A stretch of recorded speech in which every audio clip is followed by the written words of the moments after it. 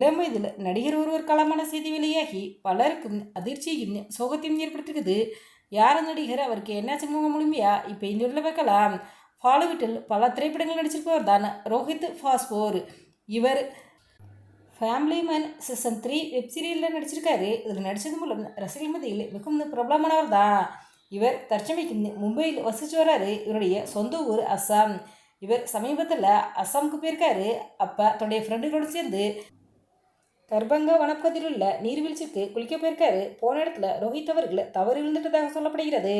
இதனையடுத்து ரோஹித்தின் நண்பர்கள் ரோஹித் பெற்றோருக்கு ஃபோன் பண்ணி சொல்லியிருக்காங்க. ரோஹித் பெற்றோர்கள் மாநில ரிசர்வ் போலீஸாருக்கு தகவல் தெரிவிச்சிருக்காங்க. போலீசார் சம்பவ இடத்திற்கு வந்து ரோஹித்தின் உடலை கைப்பற்றி மருத்துவமனையில் சேர்த்திருக்காங்க.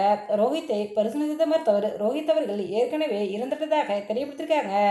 இதனையடுத்து போலீசார் வழக்கு பதிவு செய்து விசாரணை எடுத்துட்டு வராங்க.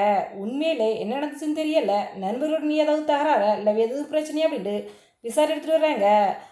இளம் வயதில் ரோஹித் அவர்கள் காலமான செய்தி வெளியானதுக்கும் திரைப்பிரபலங்களுக்கும் ரசிகர்களுக்கும் அதிர்ச்சியும் சோகத்தையும் ஏற்படுத்திருக்கு அப்படின்னு சொல்லலாம்.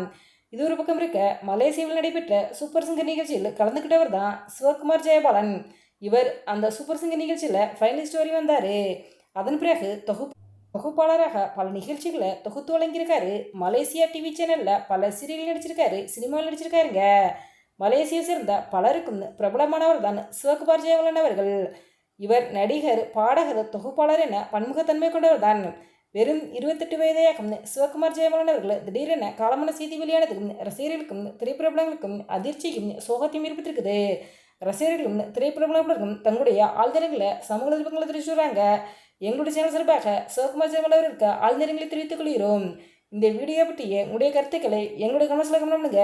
இது போன்ற சினிமா சீரியல் செய்திகளை உடனுக்குடன் தெரிந்து கொள்ள எங்கள் ரெட் ஆப்பிள் 2.0 சப்ஸ்கிரைப் பண்ணுங்கள்.